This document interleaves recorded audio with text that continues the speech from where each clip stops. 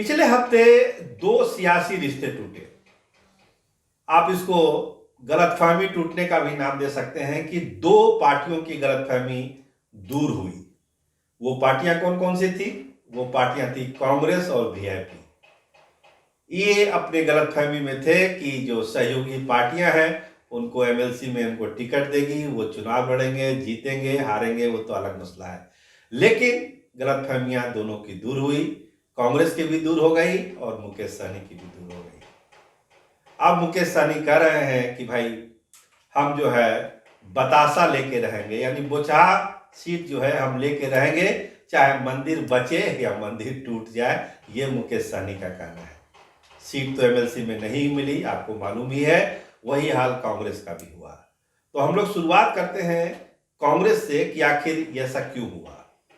देखिए, जब से चुनाव हुआ 2020 का, उसके बाद बाय इलेक्शन हुआ, तो तेजस्वी यादव के मन में एक बात जरूर थी कि 70 सीट जो दिया गया था। देखिए, उस समय भी तेजस्वी यादव इस मूड में नहीं थे, जगदा बाबू भी इस मूड में नहीं थे कि इतनी सीटें कांग्रेस को दी जाए। लेकिन लालू प्रसाद का दबाव था और 70 सीटें दी गई कांग्रेस को।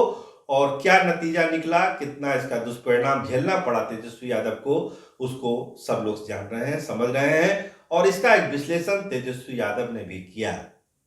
देखिए, of the record Tejashwi Yadav बार बार कहते हैं कि हम तो केवल बिहार में ही चुनाव लड़ते हैं, और बिहार में ही अगर अपने मन मुताबिक चुनाव नहीं लड़ पाएंगे तो फिर हम सियासत क्या करेंगे और राजनीति क्या करेंगे।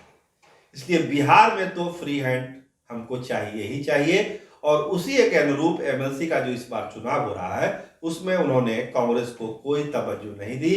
कांग्रेस अब कह रही है कि वो बदला लेगी, आरजेडी के उम्मीदवार को हरा देगी, देखते हैं कैसे सीएम बन जाते हैं तेजस्वी यादव। तमाम तरह की बातें उलाहना दी जा रही है, कांग्रेस अपनी तैयारी भी कर रही है। लेकिन तेजस्वी यादव के मन में एकदम क्लियर कट था कि हमको सीट नहीं देनी है। और आगे का भी जो चुनाव होगा उसमें भी तय है कि कांग्रेस को आरजेडी बहुत तवज्जो नहीं देगी, चाहे आगे जो भी चुनाव हो, 24 का हो या 25 का हो।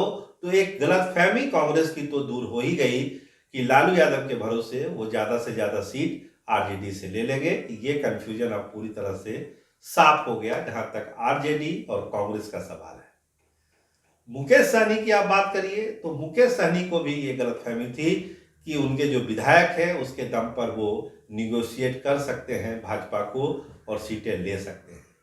लेकिन जो चीजें बार बार कही जाती है, भाजपा के लोग भी कहते हैं कि कैसे हम मान ले बात। जो नेता खुद अपनी चुनाव नहीं जीत सकता है, ना एमपी का जीत सकता है, ना एमएलए का जीत सकता है, उसको हम पर कितना भरोसा उस पर हम लोग कर सकते हैं। और सबसे बड़ी बात जो है, ऑफ द रिकॉर्ड भाजपा के लोग कहते हैं कि मुकेश सहनी ये गलतफहमी में है कि उनके सारे विधायक हैं। जो विधायक है उसकी पृष्ठभूमि क्या है आप समझ सकते हैं। चाहे वो राजकुमार सिंह राजू जी हो साहेबगंज वाले, चाहे स्वर्णा सिंह हो, चाहे मिश्रीलाल यादव हो, आप समझ सकते हैं कि इनकी पृष्ठभूमि क्या थी। और जब बात आएगी, और जब बात आई तो राजू ने कह ही दिया कि हम लोग तो एंटी लालू लोग हैं, कैसे चले जाएंगे लालू यादव के साथ, जा ही नहीं सकते। सवर्णा सिंह के बारे में भी आपको मालूम ही है।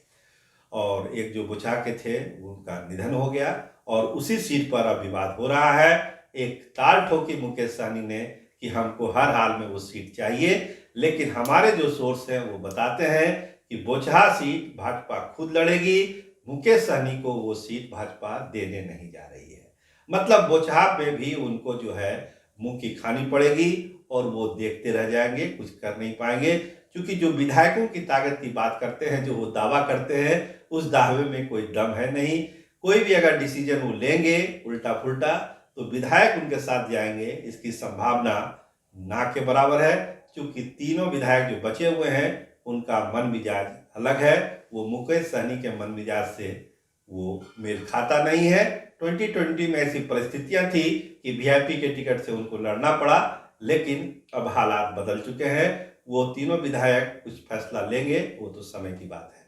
तो मुकेश सहनी की ताकत क्या है ये भाजपा के लोग ऑफ द रिकॉर्ड बता देते हैं। इसीलिए इस बार जो हुआ पूरा रगड़ा रगड़ी, उसमें साफ हुआ कि मुकेश सहनी को अब बहुत ज़्यादा तवज्जो भाजपा देगी नहीं। और आगे भी जो बात होगी तो उसमें भी कुछ उनको वेटेज मिलना है नहीं।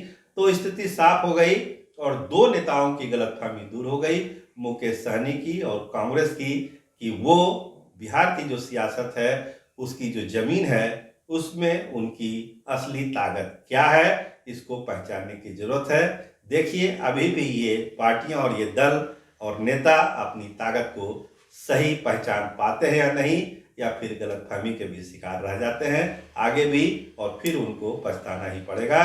कैमरामैन रामनंदन के साथ मैं सरोज सिंह, धन्यवाद, नमस्कार।